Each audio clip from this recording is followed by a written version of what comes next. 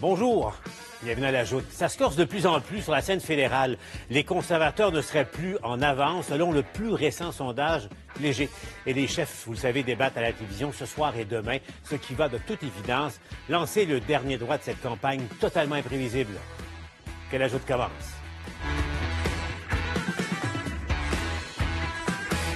Bonjour et bienvenue à cette édition de la Joute. Avec nous pour cette édition, vous reconnaissez Yasmine Abdel-Fadel qui s'est joint à l'équipe de la Joute. Bon après-midi. Merci d'être là, Yasmine, Amir et Mathieu Bock-Côté, bien évidemment. Parlons tout de suite de la campagne fédérale. Yasmine, c'est clair, on le sent dans l'air depuis quelques jours, pas depuis le face-à-face de jeudi à TVA. On le sent que ça se resserre considérablement. C'est le moins qu'on peut dire, ça se resserre vraiment, particulièrement au Québec et en Ontario où les libéraux et les conservateurs sont vraiment nez à nez. Aujourd'hui, avec un débat qui va avoir lieu dans quelques heures, ça promet d'être finalement toute une partie de débat politique qui va être très intéressante à voir parce que les libéraux vont vouloir continuer sur leur lancée, cette remontée, et les conservateurs vont vouloir surtout arrêter la descente aux enfers, la descente dans les sondages. C'est pas des bonnes nouvelles pour les conservateurs. Aujourd'hui, ça va être un grand rendez-vous, tant pour les libéraux que pour les conservateurs. Amir, comment tu vois ça? Bien, pour aussi bien l'indépendantiste que je suis comme le citoyen ordinaire, moi, je pense que cette situation est favorable pour le Canada, pour le Québec, ou en fait pour qu'il puisse se passer quelque chose de bien pour les populations canadiennes et québécoises, parce que les meilleures avancées qu'on a connues au cours des 50 dernières années, quand on regarde l'histoire canadienne, c'est quand il y avait des gouvernements minoritaires avec, dans la balance du pouvoir, soit le Bloc, fut un temps sur les questions qui touchent plein d'enjeux, notamment la question de l'indépendance du Québec, ou lorsque c'était le NPD qui avait la balance du pouvoir, on se rappellera des années Trudeau. Donc, moi, je vois dans tout ça tout positif, et j'aimerais pas voir, certainement pas un gouvernement majoritaire conservateur, s'il faut choisir en deux minoritaires, c'est sûr que c'est l'avantage aux libéraux est bon pour le Canada tant et aussi longtemps que le NPD, puisque c'est comme ça que ça semble se dessiner, a la balance du pouvoir, puis peut le rappeler aux enjeux majeurs que sont l'urgence climatique, la justice fiscale, ce genre de dossiers qui, moi, me tiennent à cœur. Mathieu, parce que c'est une des grandes questions. Au fond, est-ce que les Canadiens et Canadiennes, Québécois et Québécoises, n'aiment pas beaucoup plus les gouvernements minoritaires que ceux qui détiennent le pouvoir momentanément? Bien, on peut reformuler ça autrement, c'est-à-dire chaque électeur de chaque parti espère que son parti soit majoritaire. C'est-à-dire, dans les faits, ce qu'on voit, c'est à moins de dire que globalement, les Canadiens se diviseraient par une espèce de calcul savant pour construire un gouvernement minoritaire. Dans les faits, ce qui se passe, c'est que le pays est divisé profondément. Que le Parti libéral, qui est le parti naturel de gouvernement au Canada, ne parvient pas en ce moment, Justin Trudeau, sa crédibilité est amochée. Disons ça comme ça. Les conservateurs n'ont pas réussi à formuler une offre politique intéressante, susceptible de véritablement entraîner le début d'une vague d'une manière ou de l'autre, ou à tout le moins de créer une majorité faible mais réelle, comme Stephen Harper avait pu faire en d'autres temps. Les nationalistes québécois ont repris de la vigueur par rapport aux 10 dernières années, mais demeurent faibles par rapport à la longue tradition du Bloc. Et quant au NPD, c'est redevenu le parti périphérique que ça a toujours été. Donc moi, je vois derrière ça non moins l'amour des gouvernements minoritaires qu'une division profonde du Canada. Et là, il n'y a aucun des deux partis qui réussit finalement, les conservateurs ou les libéraux, qui réussit à donner l'impression qu'il va gagner. Et on sent une forme de panique d'un côté comme de l'autre. Cela dit, la panique sert normalement les libéraux dans de telles circonstances. D'ailleurs, bon, on le voit depuis 2 jours parce qu'il y a la compagnie de sondage Nanos qui fait un sondage quotidien pour le réseau CTV. Et hier, pour la première fois, une dizaine de jours, une semaine peut-être, Nanos mettait les conservateurs, enfin les libéraux en avance, ramenait les libéraux en avance. Et là, on va voir les chiffres dans un instant, mais Yasmine, donc, selon le récent sondage léger pour le National Post, conservateurs et libéraux seraient au coude à coude, là, présentement à 33 %. Ça, c'est gouvernement minoritaire assuré, là. gouvernement minoritaire, qu'il soit conservateur ou libéral. J'entendais tout à l'heure Mathieu dire que le Canada est divisé. Moi, je dirais que les conservateurs sont divisés. Il y a les conservateurs de l'ouest du pays qui ne sont pas tout à fait d'accord avec les conservateurs de l'est et de l'Ontario. Et alors, les conservateurs et Erin O'Toole ont de la misère à finalement rassembler les forces conservatrices au pays. Erin O'Toole, aujourd'hui, fait une danse. Il ne sait plus sur quel pied danser. Est-ce qu'on interdit les armes ou on les interdit pas? Est-ce qu'on abroge le décret et la loi ou est-ce qu'on l'abroge pas?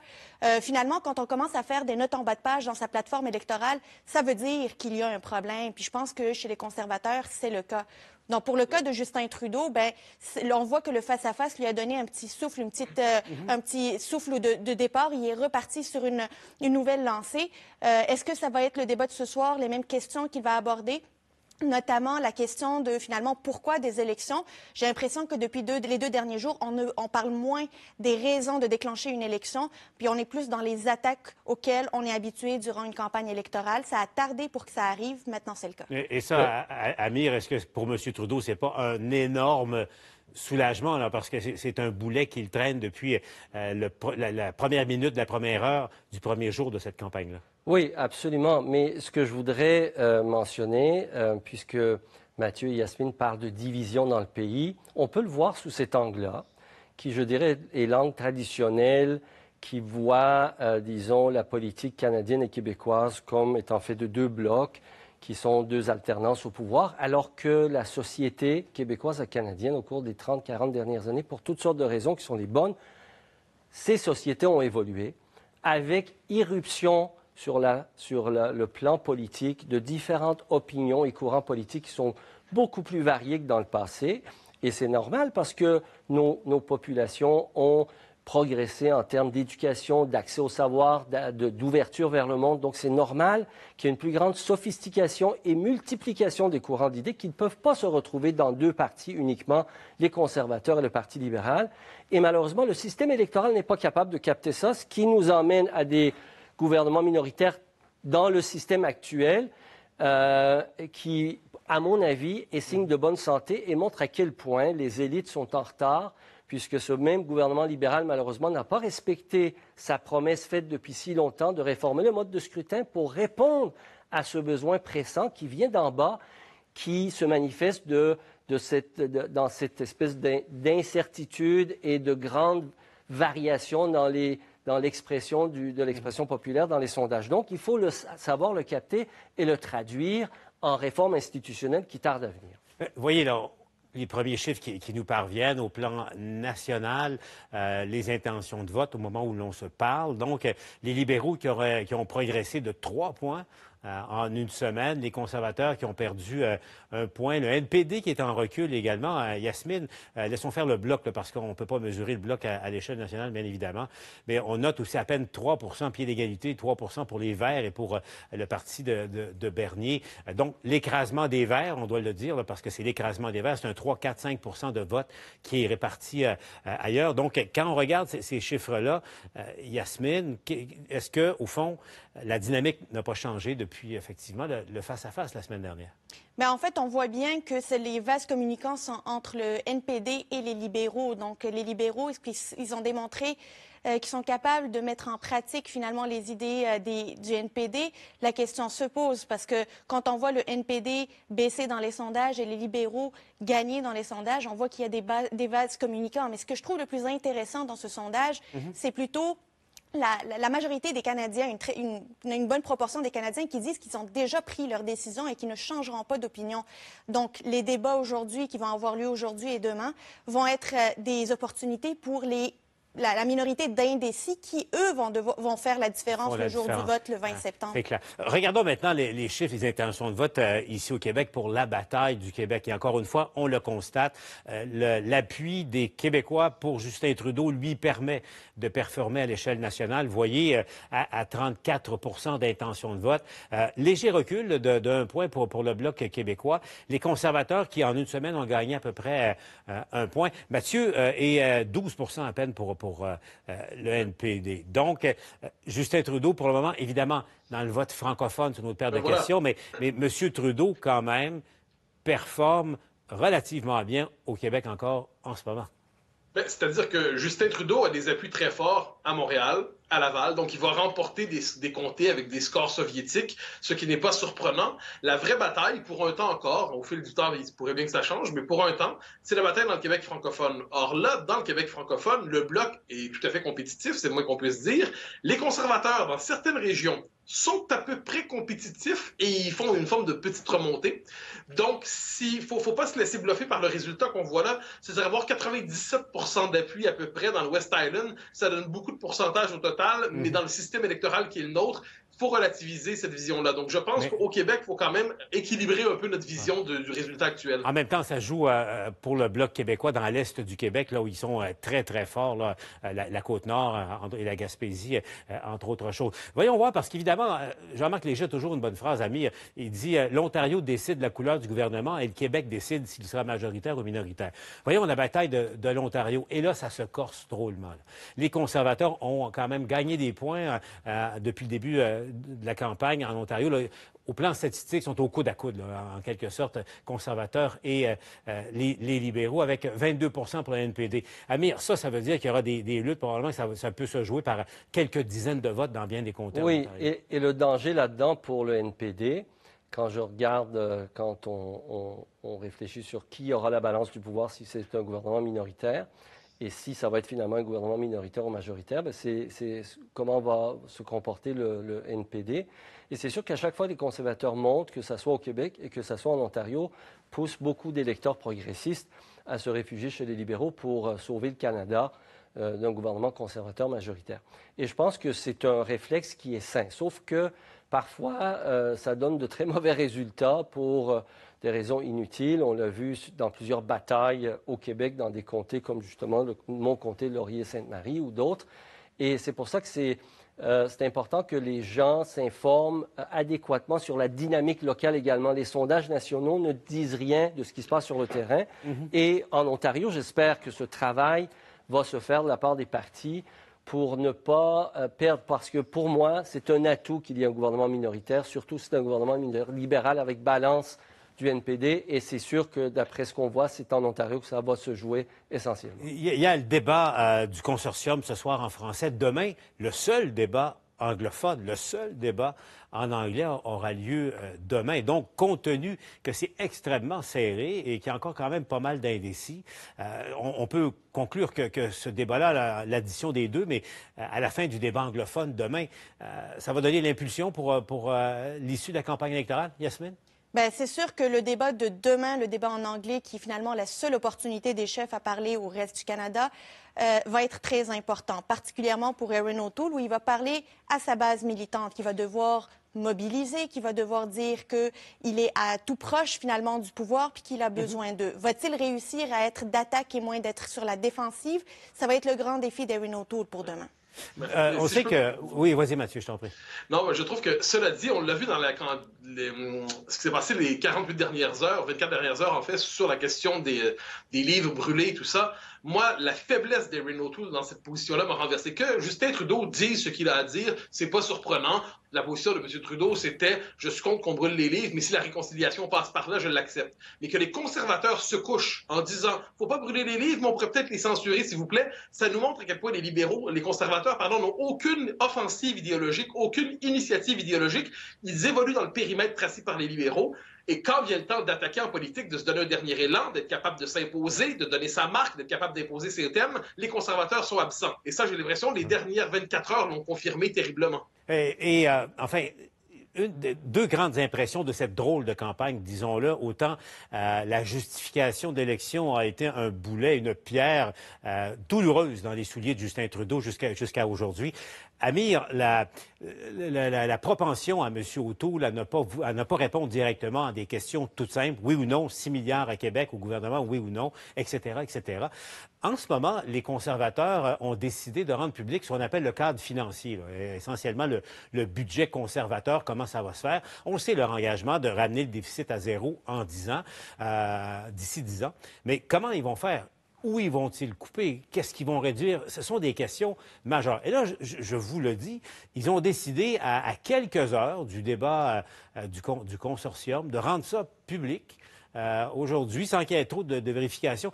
Sur le fond, c'est un exercice obligé. Mais, Amir, sur la décision stratégique, tactique, au fond, d'essayer de noyer cette annonce-là à quelques heures du débat, est-ce que ça ne vient pas, justement, ajouter à la perception que certaines gens ont des stratégies, des tactiques conservatrices? De toute façon, je ne vois pas comment le Parti conservateur peut s'en tirer autrement parce que c'est sûr que penser arriver à l'équilibre budgétaire avec toutes les dépenses accumulées en raison de la pandémie, c'est sûr que ça va occasionner des coupures importantes que les conservateurs ne veulent pas trop étaler sur la place publique parce que là, les gens vont prendre la pleine mesure de ce que ça va leur coûter en termes de coupure de services. Et donc, c'est sûr que M. O'Toole est condamné à ce jeu de chat et de la souris pour ne rien dire finalement puis essayer de cacher le jeu le plus possible. Et je crois que ça le dessert à la fin. C'est-à-dire, c'est un catch-22 dans les deux cas, il est perdant. Mathieu, parce qu'au fond, dire qu'on veut retrouver l'équilibre budgétaire est une position tout à fait défendable en soi dans la démocratie, mais ne pas dire comment, ou enfin louvoyer pour dire la façon dont on s'y prendrait, dans le contexte actuel, compte tenu des difficultés actuelles des conservateurs, qu'est-ce que tu en penses? Mais les conservateurs n'en finissent plus de s'excuser d'exister en quelque sorte, même sur la question des finances publiques, où globalement, normalement, ils ont une certaine crédibilité. Et devant Justin Trudeau, qui a véritablement endetté de manière maladive l'État canadien et qui ne semble pas vouloir s'arrêter, il y aurait traditionnellement dans la politique canadienne un créneau pour les conservateurs là. Et il y a un électorat qui est sensible à cette question des finances publiques, qui considère que c'est pas une question déréglée, qu'elle a sa légitimité. Mais encore une fois, même sur cette question-là, il n'est jamais offensif. Et moi, c'est ça qui me frappe dans cette campagne, c'est que les conservateurs, à un moment donné, peut-être pas au début, mais ils devaient envoyer le signal « on fonce ». Mais s'ils ne foncent pas sur la liberté d'expression, s'ils ne foncent pas sur les finances publiques, s'ils ne foncent pas sur... Et quand ils parlent même du Québec, ils le font, mais toujours de manière timorée, où foncent-ils? À part pour nous dire que finalement, Justin Trudeau, il ne l'aime pas. Alors, c'est la part manquante. Et sur les finances publiques, qui est centrale, Mathieu, mais parce que c'est question secondaire, ils sont paralysés. Mais Mathieu, tu leur demandes de faire quelque chose qui va, de toute évidence, quand les Canadiens vont comprendre, va déplaire aux gens. Fait que... Ils ne veulent pas jouer le jeu de la démocratie, ils sont dans la non-transparence, un point, c'est tout.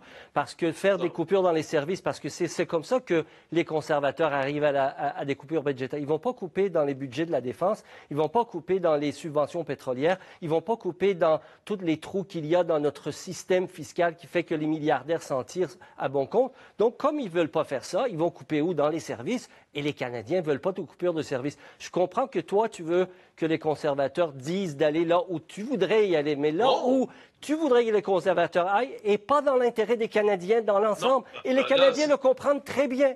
Alors donc, les conservateurs, sachant ça, n'ouvrent pas leur jeu, c'est clair. En fait, c'est important de rappeler que les conservateurs, pour cette élection-ci, ont au moins eu le courage de dire qu'ils veulent rétablir l'équilibre budgétaire. Rappelons-nous qu'en 2019, le seul parti qui était en liste, finalement, qui s'engageait à rééquilibrer le budget était le Parti vert avec Elisabeth May. Et on l'avait vu durant le débat. Cette année, au moins, les conservateurs se sont mouillés pour dire on va rétablir l'équilibre budgétaire d'ici 10 ans. Par contre, ce qu'ils nous disent pas, c'est s'ils vont le faire comme avec un scalpel ou avec une tronçonneuse. Et ça, les Canadiens ont le droit de savoir de quelle manière les conservateurs veulent rétablir l'équilibre budgétaire parce que ça va toucher les citoyens. Ça, c'est la vérité. Si je peux me permettre de répondre, je ne souhaite aucune politique particulière des conservateurs. C'est pas ma famille, comme qui dirait. Puis en ces matières, mon rapport avec le Canada est assez minimaliste.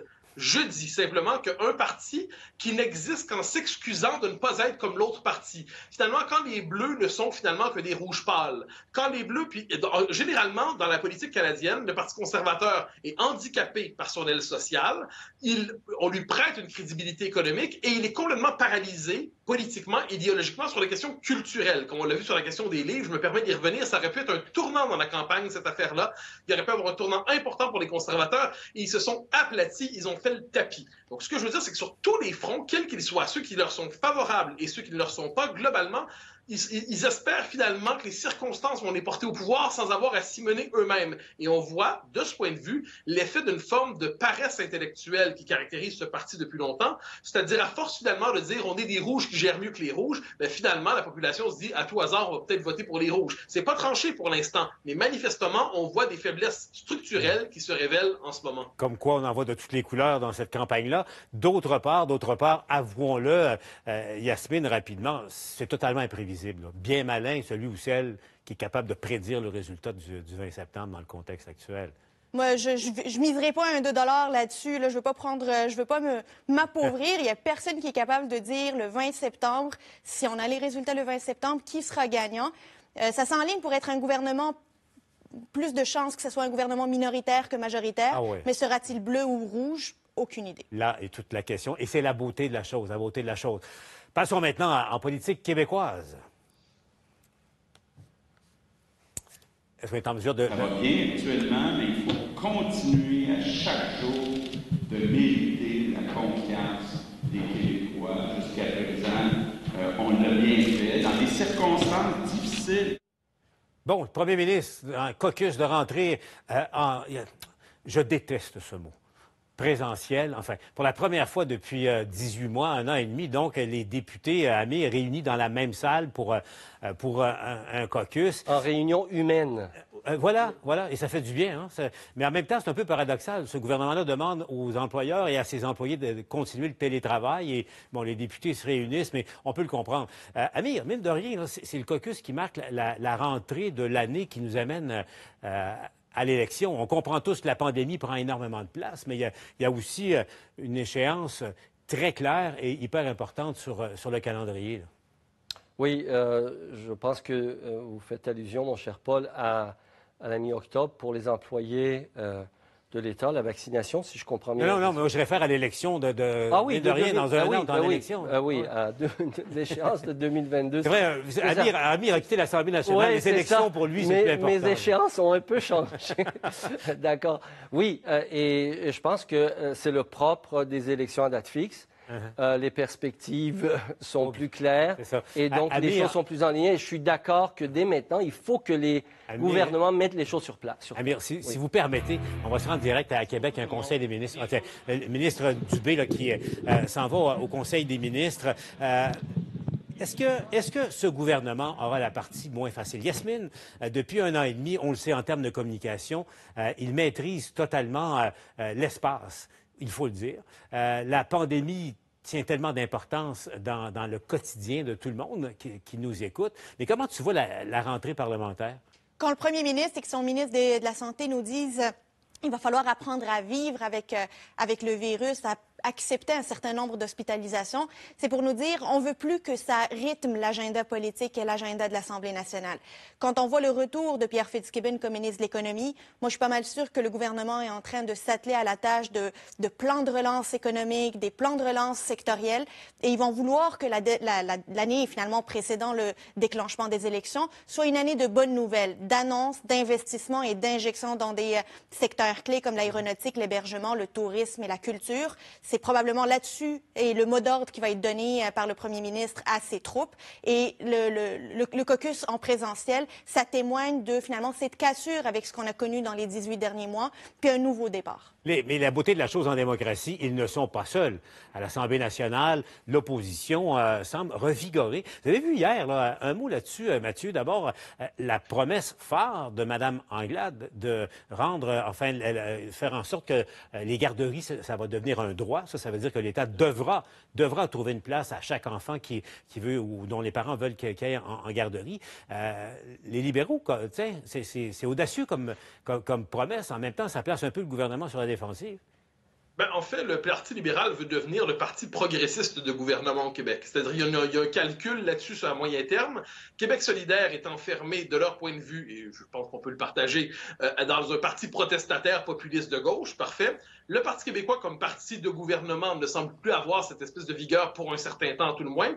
Donc, le Parti libéral cherche à dire le parti progressiste du gouvernement face à la CAQ, qui est plutôt le parti plus conservateur, plus centriste, ça va être nous. Et là, ils vont avec une proposition phare. Ils cherchent à se déplacer. C'est une proposition assez irréaliste sur le fond des choses. Mais on en comprend la portée symbolique. C'est pour dire, regardez dans quelle direction on s'en va. On vient de changer d'identité politique.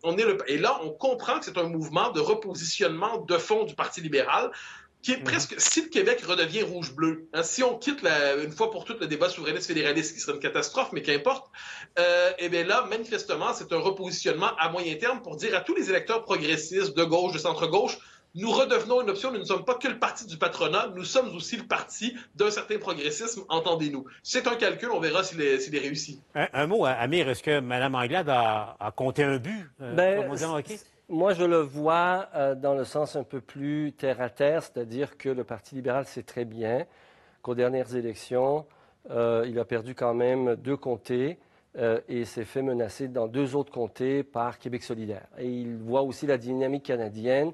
Il doit faire attention à sa gauche. Donc, il reprend un dossier qui m'apparaît bien sûr important, mais le Parti libéral est un peu mal placé parce qu'ils ont été quand même au pouvoir pendant 15 ans. Ils n'ont jamais nié l'importance de ça. 15 ans avec un intervalle de 2 ans, là.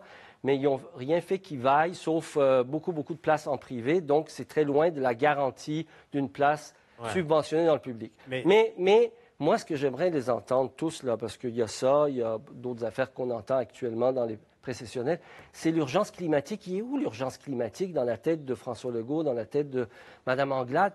Parce que tout le monde nous le rappelle, là. Il y a une urgence climatique et là-dessus, Québec solidaire est seul à en parler, puis je trouve ça déplorable. Il y a un autre élément, parce qu'on parle des libéraux. Il y a Gaétan Barrette aujourd'hui, parce qu'ils sont en caucus aussi précessionnel. M. Barrette, là, qui a déclaré ce qui suit. Vous allez voir tout de suite la réaction de sa chef.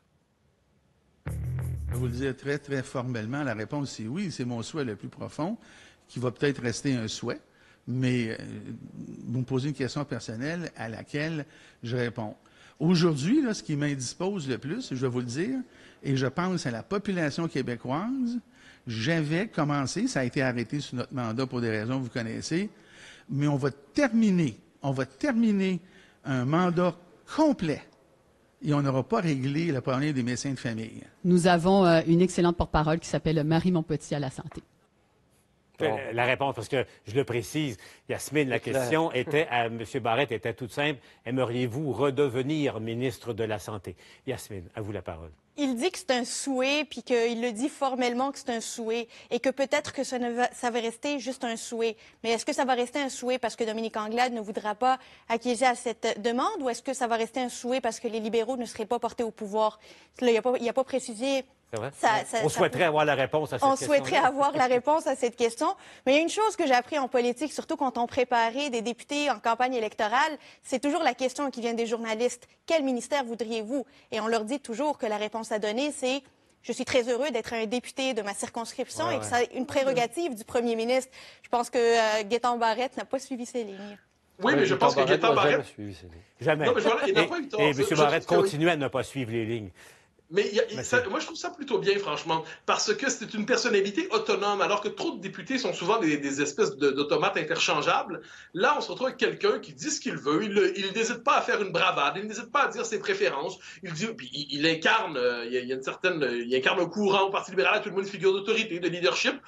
Et nul besoin de l'apprécier pour constater que son esprit de liberté fait du bien dans un parti qui est normalement exagérément discipliné. La seule différence, Mathieu, c'est que maintenant, dans la position où il se trouve avec les dégâts qu'il a causés, il a été quand même en grande partie responsable de la défaite de Couillard, un des responsables. Donc maintenant, il n'est pas en position de négocier, alors que, le rapport de force. Alors qu'il y avait le rapport de force pour négocier avant d'entrer en politique son poste de ministère. Bougez pas, on poursuit la discussion dans un instant. À la Joute, on va se parler, entre autres, du procès qui s'ouvre sur les attentats de Paris. Et puis, on va revenir sur cette histoire abominable. On a brûlé des livres, des bandes dessinées au nom de la réconciliation avec les Premières Nations. On en débat à la Joute dans un instant. La plupart des gens voient ça comme une simple réparation ou remplacement de pare-brise. Pour nous, chez Automode, c'est un travail méticuleux garantissant un résultat sans faille. Remplacement de pare-brise avec les caractéristiques d'origine par des professionnels certifiés, réparation de pare-brise gratuite, garantie 10 ans et un très grand choix d'accessoires font d'Automode la référence dans le domaine depuis plus de 30 ans. Automode, 40 succursales à travers le Québec. Prenez rendez-vous en ligne dès maintenant.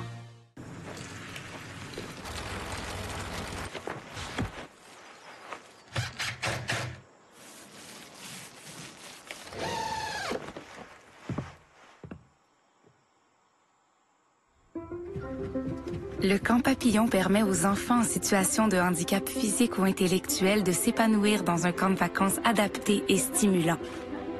Pour leur offrir des moments inoubliables, donnez généreusement à fondationpapillon.ca. Avec Patrice Bélanger, plus de 50 invités. C'est la rentrée TVA. Vous saurez tout. Mais voyons donc! J'ai jamais crié de ma vie. J'ai hâte d'entendre ça. Ça prenait Patrice pour m'expliquer les bonnes affaires. Vous verrez tout.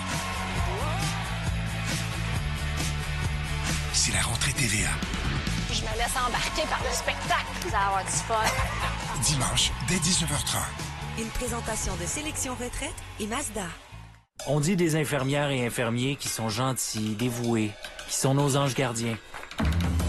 Mais est-ce qu'on devrait pas dire qu'ils savent ce qu'ils font, qu'ils sont compétents, qualifiés, experts?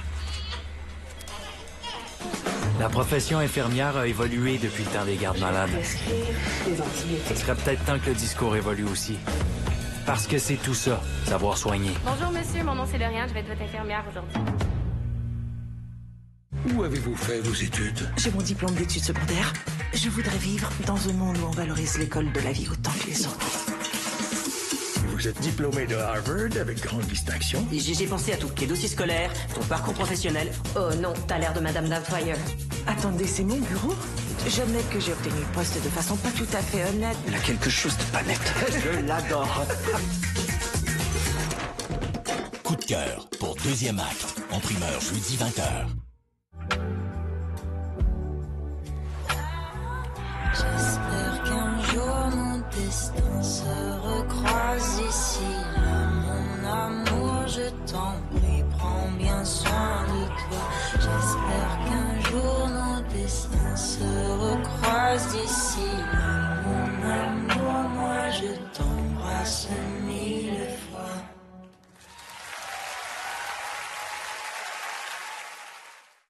Donald Trump.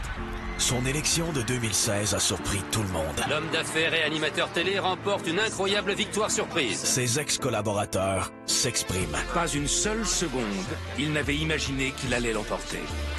Il avait l'air complètement dépassé. Il parle avec ses tripes et il vous touche en plein cœur. On a fini par se rendre à l'évidence. Il était vraiment là. Trump, l'Amérique outrée. Deuxième partie, vendredi 20h sur LCN. Le chemin du terroir dans les Laurentides. Que de belles escapades. On goûte au bonheur et on découvre 1000 saveurs et attraits.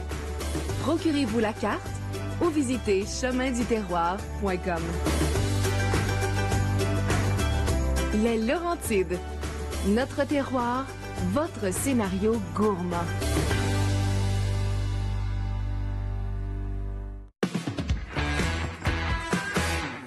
Parlons politique américaine. On joint tout de suite Richard en direct dans les jardins de la Maison-Blanche. Richard, demain, l'administration Biden joue une carte importante. Donc, le président qui va présenter un plan pour, au fond, relancer, si on veut, sa gestion de la pandémie aux États-Unis.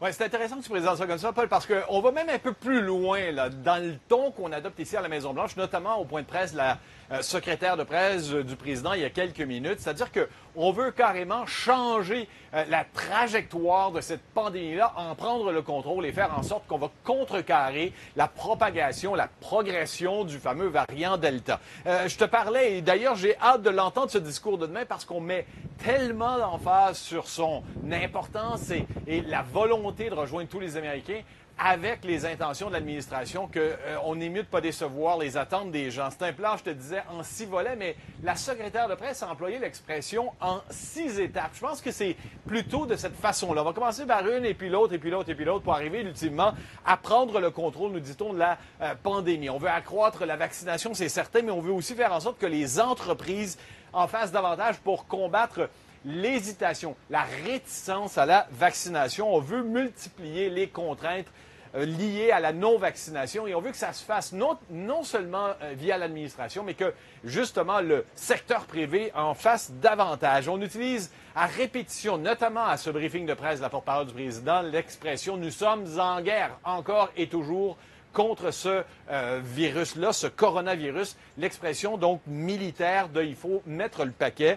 La volonté est aussi de bien montrer qu'on veut rendre plus sécuritaire le retour en classe pour les enfants parce que tu sais, Paul, il y a des images qui frappent et ce qui s'est passé notamment dans le comté de Miami-Dade où les responsables ont confirmé que 13 employés du district scolaire, donc des employés scolaires, sont morts de la COVID depuis le 16 août dernier. Donc, ça fait pas très longtemps, 13 morts dans ce comté-là seulement. Ça, ce sont des images qui frappent et on veut rassurer les parents en disant « Oui, envoyez vos enfants à l'école. Vous voyez comment on passe le mot pour que ce soit sécuritaire. » Alors, demain, il est attendu ce discours-là. Et il faut dire, Richard, que Joe Biden, contrairement à son prédécesseur, n'aura jamais une occasion de rappeler aux Américains à quel point il prend cette crise à cœur, que ça reste au cœur, si on veut, de son administration.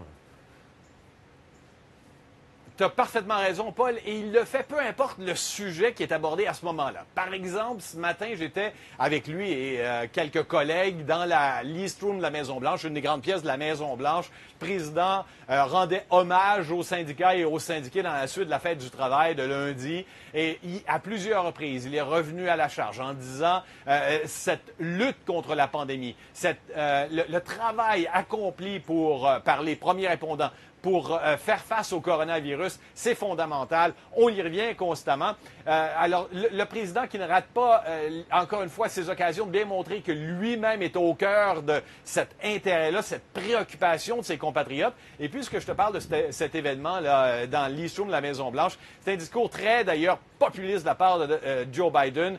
Joe Biden qui a insisté sur le fait que son administration, plus que tout autre auparavant, est en faveur non seulement des travailleurs, mais des syndiqués, des syndicats. Je t'ai sorti un extrait parce que je trouve que ça vaut la peine de l'entendre sur ce point-là. On Labor Day, we honor the dignity of the American worker. And every day we remember that America wasn't built by Wall Street. They're not all bad folks on Wall Street. I'm not suggesting that. But they didn't build America. It was built by the middle class. And unions built the middle class. Quel changement de ton à la Maison-Blanche. Richard, avant de se laisser, autre préoccupation importante, priorité de cette administration, les changements climatiques. Et là, on va donner vraiment un grand coup en matière d'énergie solaire. Un très gros coup de volant, Paul. Virage vers l'énergie scolaire. Il y a un rapport qui a été déposé, qui vient juste d'être déposé par le département de l'énergie de cette administration, qui souhaite doubler la quantité d'énergie solaire produite chaque année. À chaque année, on double ce qu'on a fait par rapport à l'année précédente. Et ça, au moins au cours des 4 prochaines années, et passer d'ici 2050 de moins de 4 à 45 de toute l'énergie produite aux États-Unis, que ce soit de l'énergie solaire. Donc, le défi est immense, mais on y tient parce qu'on estime que sur ce plan-là, ce sera la seule et la plus efficace façon de répondre aux attentes par rapport à ces changements climatiques-là. Il faut que je te dise qu'encore une fois, c'est une façon pour l'administration de Joe Biden de dire allons de l'avant avec ces fameux plans d'investissement qu'on présente, ces 1500 milliards de dollars pour les infrastructures, ces 3500 milliards de dollars d'investissement en différents secteurs, mais notamment dans la lutte au réchauffement climatique. Et ce qui l'avantage, c'est qu'il y a eu une réduction marquée du prix des panneaux scolaires depuis une décennie ici aux États-Unis et partout à travers le monde. Ça va favoriser son administration. Ça fait travailler du monde, non seulement en Chine, mais croit-il, ici aux États-Unis. C'est pour ça que ça va être un virage sur lequel on va mettre l'accent au cours des prochaines semaines ici à la maison. Il y en aura du panneau solaire aux États-Unis. Richard, donc, à suivre demain le discours du président Biden. Merci, Richard. On te retrouve, bien sûr, au TVA Nouvelles. Restons dans le domaine des nouvelles internationales. Amir, on parle beaucoup, et à raison, des deux Michael, les deux Canadiens, toujours prisonniers en Chine, mais parce que le temps et les années passent, on parle beaucoup moins de nos deux ressortissants qui sont toujours prisonniers captifs en Arabie Saoudite. Bien, en fait, il y a Nathalie Morin. On peut même parler... Si on parle de Nathalie, c'est Nathalie et ses 4 enfants. Donc, c'est 5 ressortissants canadiens, à toute fin pratique. À qui on refuse le droit de sortir. C'est-à-dire les 4 enfants de Nathalie, comme leur père est saoudien, sont frappés par un interdit de sortie parce que leur père, ayant toutes sortes d'embrouilles avec le gouvernement, est frappé d'un interdit de sortie. Et donc, tant qu'ils ne renoncent pas à la paternité ou enfin à la responsabilité des enfants, les enfants ne peuvent pas sortir. Donc, Nathalie se trouve coincée comme ses enfants en Arabie saoudite. C'est un pays, rappelons-le, l'Arabie saoudite, c'est les talibans, c'est le salafisme, le wahhabisme qui est ce sur quoi les talibans, en fait, s'inspirent. Donc, l'Arabie saoudite, c'est l'inspiration des talibans. Il ne faut jamais l'oublier. Et les femmes n'ont aucun droit. Une femme, surtout une ressortissante étrangère, n'a aucun droit, n'a aucun recours devant la justice pour les abus, pour tous les problèmes qu'elle vit aux mains de son mari.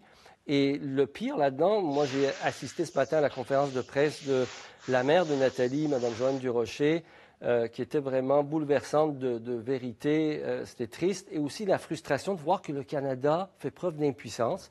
Les choses ne se sont pas améliorées avec le ministre actuel, M. Marc Garneau. Malheureusement, M. Marc Garneau n'est pas reconnu pour un grand dynamisme. Là, j'ai rarement vu un ministre aussi faible. Et tant que le Canada, j'ai l'impression, ne monte pas les dents réellement dans ce dossier-là, on n'obtiendra pas gain de cause. Yasmine, c'est vrai, c'est une Canadienne, une Québécoise dont on parle peu et on n'a pas l'impression que le Canada agit vraiment là, par rapport au gouvernement, aux autorités saoudiennes. C'est sûr qu'on n'entend pas beaucoup parler des efforts du Canada pour que Nathalie Morin et ses 4 enfants puissent rejoindre le pays. On a vu que Ensaf Haïdar, la femme de Raif Badawi, a réussi à faire parler de lui pas mal à la Chambre des communes. D'ailleurs, elle se présente pour le Bloc québécois, le Bloc qui a réussi à avoir une motion pour demander le ministre de l'Immigration fédérale d'accorder la citoyenneté canadienne à Raif Badawi. La question qui se pose, c'est pourquoi accorder la citoyenneté canadienne à Raif Badawi quand on n'est pas capable d'aller chercher et de secourir finalement les citoyens qui sont déjà prêts en Arabie saoudite. Les ressortissants. Mathieu, l'autre élément très, très important, et ça se parle tellement partout sur la planète, mais en France, évidemment, ouverture ce matin chez vous à Paris du procès du seul terroriste qui n'est pas mort lors des attentats de Paris. Ça rouvre évidemment toutes les plaies des survivants, des familles de victimes également. Mais c'est un passage oublié. C'est un procès qui va durer des mois et des mois, Mathieu. Donc, cet homme-là a rendez-vous avec la justice, là. Oui, et en fait, on peut dire que pour la France, l'année 2015, c'est comme l'équivalent du 11 septembre 2001 pour les Américains. C'est le moment où l'agression islamiste en France, donc d'abord Charlie Hebdo, ensuite le Bataclan, le Stade de France, et puis il va y avoir toute une série d'agressions. Ensuite, ça a culminé avec Samuel Paty, il y a eu Nice aussi. Donc, ça rappelle la vigueur, la force de l'attentat, de l'agression islamiste contre la France. Et la question qui se pose beaucoup, je le voyais aujourd'hui dans les différentes émissions, c'est dans quelle mesure la France est-elle aujourd'hui à l'abri d'un tel attentat ou est-ce qu'il faut en redouter de nouveau d'une manière ou de l'autre? Par exemple, plusieurs s'inquiètent, c'est dans le discours public, les autorités aussi disent le procès va favoriser probablement des attentats, des tentatives à tout le moins d'attentats islamistes d'une manière ou de l'autre. Il y a aussi tout le débat du fait qu'on est dans un pays une forme de partition qui ne dit pas son nom, partition ethnique et religieuse, des territoires qui se dérobent à la souveraineté de l'État, où il y a un terreau pour l'islamisme. Donc la question qui se pose quelques années après les attentats de 2015, c'est sommes-nous à l'abri? Puis la réponse qu'on entend surtout à Paris, c'est non. Donc oui, il y a la dimension du traumatisme. D'ailleurs, il y a plusieurs victimes du Bataclan qui vont aller assister, on entend beaucoup dans l'espace public, qui vont assister au procès, mais l'inquiétude qui traverse ce débat, c'est nous ne sommes pas à l'abri et tout ça pourrait revenir. Sommes-nous mieux préparés? Peut-être, dit-on à Paris. Il n'en demeure pas moins que le traumatisme islamiste est encore très vif en France. Amir, un mot? Aux États-Unis, les États-Unis sont aux prises avec un terrorisme intérieur qui se place à droite, dans la droite, qui a des fréquentations aussi qui se réclame de l'Église chrétienne, ultranationaliste. Puis la France est aux prises avec un terrorisme qui se présente sous le couvert de l'islam, un terrorisme aussi intérieur. Et les deux traduisent des malaises profonds au niveau de la société, des sociétés qui ont été incapables d'assurer une intégration, d'une part en France, de minorités, de l'autre part aux États-Unis, le fait de l'abandon d'une partie de la population des régions rurales à cause des grandes transformations néolibérales qui ont déplacé les bons emplois, qui ont déplacé les petites entreprises, qui ont ruiné les petites entreprises. Tout ça est la traduction, malheureusement, de grands problèmes sociaux structurels liés au fait que les élites ont abandonné les classes moyennes. Yasmine. Ben, c'est d'une tristesse. On parle d'un procès qui va rejoindre plus de 1800 parties civiles qui vont être impliquées dans ce procès. Ça ravive des douleurs qui sont très importantes. On l'a vécu, nous, de loin, et on a partagé la douleur avec les Français d'être des victimes d'actes aussi sanguinaires et aussi lâches. Mais ça va être aussi peut-être l'occasion de la France de voir comment intégrer ces communautés qui se sentent marginalisées, qui se sentent abandonnées, qui ont été trop longtemps abandonnées de génération en génération et qui ont perdu finalement le sentiment de confiance avec les institutions démocratiques du pays, que ce soit la justice, la police, l'État, le gouvernement. C'est parce qu'ils ne se retrouvent plus dans les institutions démocratiques, qui se sentent plus français dans leur âme. Comment la France va réussir à remettre la France dans le cœur de ces personnes qui ne s'y retrouvent plus? Un mot rapide, Mathieu. Oui, si je peux me permettre, moi, ce type de discours-là, franchement, je ne suis pas trop là-dedans. C'est-à-dire cette idée que le terrorisme frapperait parce que nos sociétés seraient insuffisamment capables d'intégrer. Plusieurs des terroristes qui ont attaqué en 2015 étaient passés par la Syrie, avaient instrumentalisé la vague migratoire. C'est un plan, c'était planifié à partir de l'État islamique. Un instant, c'était planifié à partir de l'État islamique à ce moment-là. Donc, moi, présenter les attentats de 2015 en France, où on a décidé d'abattre la rédaction de Charlie Hebdo, quand on a décidé ensuite de tirer au hasard dans la foule, au hasard, c'est-à-dire qu'on peut tirer sur des chrétiens, des juifs, des musulmans, n'importe qui, on tirait au hasard dans la foule. Alors, un instant. Moi, cette idée comme quoi, finalement, les sociétés occidentales seraient coupables du sort qu'elles subissent, j'embarque pas là-dedans. Et je note qu'en France, franchement, si j'ai eu ce discours-là, il est beaucoup moins présent en ce moment. C'est nous qui... Ben, écoute, aux États-Unis, le terrorisme intérieur vient de où? Le terrorisme intérieur se bâtit sur la haine, une haine qui s'alimente de ressentiments, des ressentiments qui ont des bases profondes. Je veux dire, à un moment donné, il faut les comprendre. Maintenant, ceux qui passent à l'acte peuvent ne pas être les premiers victimes de la chose. Ceux qui passent à l'acte, c'est ceux qui ont les moyens et souvent viennent même des éléments les plus fonctionnels. Mais c'est la haine, c'est les ressentiments qui germent lorsqu'il y a des fractures profondes que les sociétés ne sont pas capables de régler parce que leurs priorités sont ailleurs. On a abandonné des parties de la population. Non, l'islamisme a déclaré la guerre aux sociétés occidentales. Un mot rapide. Je ne ferai pas trop de nuances. Okay. Bon, on va y revenir de toute évidence à la joute. Ne bougez pas. Au retour, on va revenir aussi sur ce qui s'est passé. Un geste se voulant de la réconciliation qui, disons-le, met le feu aux poudres. On a brûlé des livres d'enfants au nom de la réconciliation. On en débat à la joute dans un instant. Fait une décision d'extrême importance, la vaccination obligatoire dans le système de santé qui continue de faire des vagues. Les syndicats, entre autres, et les ordres professionnels qui sont interpellés, qui ont un rôle à jouer. Je vous en parle au TV. Avant, perdre mes cheveux m'obsédait. J'y pensais tout le temps. Innovation NutriCap anti-chute. Son complexe exclusif breveté aide à réduire la chute de vos cheveux en limitant leur perte. NutriCap anti-chute. Ne laissez plus tomber vos cheveux.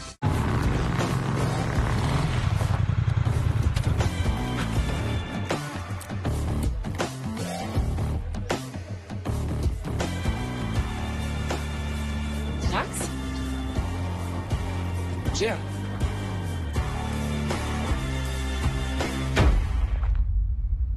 Le passeport vaccinal est maintenant exigé pour fréquenter certains lieux publics. N'attendez pas de frapper un mur. Faites-vous vacciner. Pour prouver que nos clients sont vraiment satisfaits, nous leur avons fait passer un détecteur de mensonges. OK. Êtes-vous satisfait de votre expérience avec du proprio? C'est sûr. De la mise en marché jusqu'au notaire, c'est A1. Et avez-vous vendu rapidement? 2 semaines, c'était fait. Avez-vous reçu l'aide de leurs évaluateurs? Oui, ils m'ont aidé à avoir le juste prix pour ma maison. Diriez-vous que du proprio est le meilleur ami de l'homme? Ben oui, puis de mon portefeuille. Du proprio, vous serez vendu. Si vous souffrez de douleurs aux muscles, aux articulations et surtout au bas du dos, écoutez ce qui suit. Pour la première fois, Dr. O propose 3 solutions en une seule. Une thérapie par neurostimulation, une compression des abdominaux et un support lombaire. Le tout avec une ceinture dorsale facile à utiliser. Voici la ceinture dorsale à triple action du Dr. O. D'abord, l'appareil de neurostimulation du Dr. O, muni de la technologie brevetée AMP, émet de petites électrodes intégrées dans la ceinture. Elle dégage plus de 300 stimulations qui détendent les muscles, améliorent la circulation dans les jambes et soulagent les douleurs au dos. Ensuite, gonflez le coussin lombaire pour obtenir le support qui vous convient. Finalement, ajustez la courroie mixte pour vos activités quotidiennes ou adaptez-la pour convenir aux tâches plus ardues. Si vous ressentez des douleurs au bas du dos, essayez la ceinture dorsale à triple action avec thérapie de douleur intégrée pour un soulagement efficace. De plus, l'appareil thérapeutique du Dr O est relié à des coussinets de corps qui soulagent les symptômes de fibromyalgie, de sciatique, de tension aux épaules, de douleurs aux genoux et d'arthrite. Et sans médicaments. Le dos et les muscles se détendent. Je recommande fortement aux gens de s'en procurer un. Si vous souffrez de maux de dos chroniques, essayez la ceinture dorsale du Dr O et obtenez 3 façons de soulager la douleur avec cet accessoire facile à utiliser. Commandez aujourd'hui et obtenez la ceinture dorsale à triple action et l'appareil thérapeutique pour seulement 5 paiements de 54,99. Mais attendez, pour améliorer cette offre, nous effectuerons le premier versement pour vous, donc seulement 4 paiements de 54,99. Vous recevrez une pochette de voyage et serez prêt à partir. Appelez maintenant et nous vous enverrons 2 coussinets de corps, 2 grands formats et 2 autres pour les soins de pied, une valeur combinée de 78 $ et c'est inclus. Grâce à la garantie de remboursement de 90 jours, si vous n'êtes pas entièrement satisfait, nous rembourserons le prix d'achat. Ne payez que la livraison. Avec la ceinture, je me sens rajeunie parce que je profite de l'appareil de neurostimulation. J'ai le support lombaire et je ne ressens aucune douleur en fin de journée. Utilisez le code NOPAIN et recevez le vaporisateur Pain du Dr O. Ne payez que la manutention. Commandez maintenant et obtenez cet ensemble spécial télé, le vaporisateur Pain en prime, mais vous devez commander maintenant. Aujourd'hui, Tim Hortons fait goûter ses nouveaux sandwichs artisanaux à des gens qui travaillent fort. C'est écœurant. On a le bœuf rôti cheddar. Le cheddar fondu comme ça, là, c'est juste parfait. Et le caprese. Caprese, un goût d'Italie. Les nouveaux sandwichs artisanaux Tim. Ceci est un appel urgent du HCR, l'Agence des Nations unies pour les réfugiés. Votre aide est nécessaire maintenant. Vous avez vu les informations. Des mères et des enfants vulnérables souffrent en ce moment. Ils ont besoin d'un abri, de nourriture et d'eau potable. S'il vous plaît, n'attendez pas, parce que les familles ont peur et ont besoin d'un soutien vital maintenant. Donnez ce que vous pouvez aujourd'hui. Appelez le 1-888-336-0363 ou visitez aideafghanistan.ca maintenant pour faire un don. Bon, l'histoire de ces livres brûlés en Ontario, dont des bandes dessinées. Là, on parle, je le rappelle, de Tintin, Lucky Luke, Astérix et Pocahontas. Là, on a appris aujourd'hui que la responsable de cet acte pour ne pas nuire à la réconciliation, disons, contrairement à ce qu'elle prétendait, n'est pas d'origine autochtone. Donc, déjà en partant, une prise, on dirait, au baseball. Yasmine, j'essaie encore d'imaginer comment on peut arriver à la conclusion que brûler des livres, c'est une bonne idée dans le monde moderne dans lequel on vit. Moi, je ne comprends pas qu'on puisse non seulement proposer cette idée-là, mais qu'elle soit récupérée et mise en exécution, surtout dans le milieu de l'éducation, particulièrement dans le milieu de l'éducation. On brûle des Astérix, des Lucky Luke, puis des Tintins. Franchement, est-ce qu'on peut mettre en contexte finalement ce qui est écrit là-dedans? Est-ce qu'on peut sensibiliser? Est-ce qu'on peut faire l'éducation de nos enfants? J'en suis. Mais brûler des livres, ça n'a pas sa place au 21e siècle, ça n'a pas sa place au Canada, certainement pas dans l'état actuel. Et ça ne justifie en rien la réconciliation. On ne réconcilie pas des peuples en brûlant des livres. Mathieu, quand tu as vu cette nouvelle-là, je rappelle, Mathieu est installé pour 1 an à Paris. Est-ce que tu l'as cru, a priori, là, quand tu as Bien sûr que si. Ouais. Bien sûr que si. J'avais écrit, moi, il y a déjà 2-3 ans, j'avais dit, on détruit des statues, on interdit des conférenciers, on bloque des cours et on va finir par brûler des livres. Moi, ça m'apparaît évident qu'un nouvel index s'en vient. C'est-à-dire des livres qu'on considère idéologiquement proscrits. On ne doit pas les autoriser. Et brûler des livres, le bout auquel je ne m'attendais pas, c'est les transformer en engrais. Ça franchement, ça, c'était le en engrais, oui, c'est ça. Mais là, non, moi, je trouve que ça me surprend. Non, mais c'est ça quand même. Mais Mathieu, je t'arrête. C'est vrai, là. L'idée allait jusque-là, là. Ouais, pour planter un arbre et faire pousser un arbre. Ce qui me choque, c'est qu'aujourd'hui, quand certains nous disent « Ah, mais pas autochtone, donc on s'excuse », à l'instant, même si elle était autochtone, pur sang, comme on dit, parce qu'apparemment c'est une question de sang, cette affaire-là, mais même si c'était hyper autochtone, ce serait pas une raison de brûler les livres. On ne brûle pas de livres, point final. Puis on s'excuse pas à la manière des Renault Tool en disant « On pourrait peut-être les censurer à la place, on fait pas comme Justin Trudeau en disant « Ah, moi je compte le fait qu'on les brûle, mais ça me concerne pas, c'est pas aux Blancs de décider c'est quoi les processus de la réconciliation. » Puis on fait même pas comme Yves-François Blanchet qui a dit Ouais, bon, moi, quand j'ai lu le Schtroumpf noir, j'ai trouvé ça raciste. Puis Tintin au Congo, j'ai trouvé ça raciste. Mais une fois que j'ai dit tout ça, je condamne le fait de les brûler. Non, on condamne, sans nuance, l'autodafé. On condamne le fait de brûler les livres dans une société normale, évoluée. Je comprends, Mathieu, que la nouvelle a fait le tour du monde. Et tout le monde se dit que c'est au Canada, aujourd'hui, qu'on brûle des livres. Ça ne me surprend pas. Mathieu, je comprends à la fin de cette émission que tu n'aimes pas qu'on s'excuse, parce que tu l'as dit à plusieurs reprises.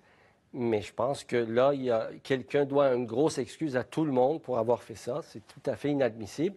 Maintenant qu'on emmène des nuances dans le débat, puis qu'on explique, voilà ce qu'on voudrait qu'on fasse avec des livres qui, ceci et cela, qui sont la traduction d'erreurs de jugement historiques, de racisme passé, mais dont le geste à faire. Et je comprends surtout pas que pour quelqu'un qui s'intéresse à l'histoire, j'imagine que c'est sur la base de réappropriation d'une autre histoire que cette personne-là a même pensé qu'il fallait enlever ces livres-là. Comment a-t-il pu commettre un geste qui ressemble même de loin à l'autodafé des nazis? Ça n'a juste pas de sens qu'on ait fait ça au Canada. L'autodafé, oui, c'est ça qui est un mot portugais. L'autodafé, c'est acte de foi, là, parce qu'on brûlait des gens et ensuite des livres. Là, puis là, ça nous ramène à Berlin en 1933. Mais, mais c'est incroyable. C'est incroyable. Ça se passe, Yasmine, ça se passe au Canada en 2021. Et on parle de purification par la flamme. Y a-t-il quelque chose de plus ésotérique que ça? Purification par la flamme? Non, on ne brûle pas de livres. L'autodafé, c'est terminé. L'éducation, ça se fait en donnant des contextes, en expliquant l'histoire, en se disant plus jamais on ne va perpétuer ces horreurs du passé, d'apprendre nos erreurs et d'aller en avant. Mais brûler des livres, moi, j'ose espérer que le débat d'aujourd'hui, tous les chefs, sans exception, vont dénoncer fermement. Une dernière précision, aucune communauté autochtone n'a jamais demandé ça. Absolument. Non, exactement. Des communautés autochtones. Mathieu, la dernière question, elle est pour toi, là, au fond, puis elle va te faire plaisir. Est-ce qu'il y a des limites, il y aura des limites à la rectitude politique? Je te laisse 20 secondes, Mathieu. Ben, je pense qu'il faut en finir avec la rectitude politique, avec l'idée de sacraliser, transformer en absolu les revendications des uns et des autres. Ah, je veux pas entendre ça, ça me choque, censurez-le. Ah, je veux pas lire ce livre-là, ça me choque, censurez-le. J'aime pas cette chanson-là, ça me choque, censurez-le. Il faut rompre avec la censure. Il faut se développer à la fois un certain sens de l'humour. Ensuite, il faut se donner une carapace, être capable d'accepter l'esprit critique, de tolérer des idées, des images, des livres, des chansons, des films qui peuvent nous choquer. Une société libérale, une société démocratique, c'est ça. De grâce, congédions la censure et le politiquement correct. J'ai l'impression que moi et Mathieu, on se tolère à la semaine longue. J'ai l'impression que tu viens de donner la recette de la joute. Merci d'avoir été là à 19h tout le monde.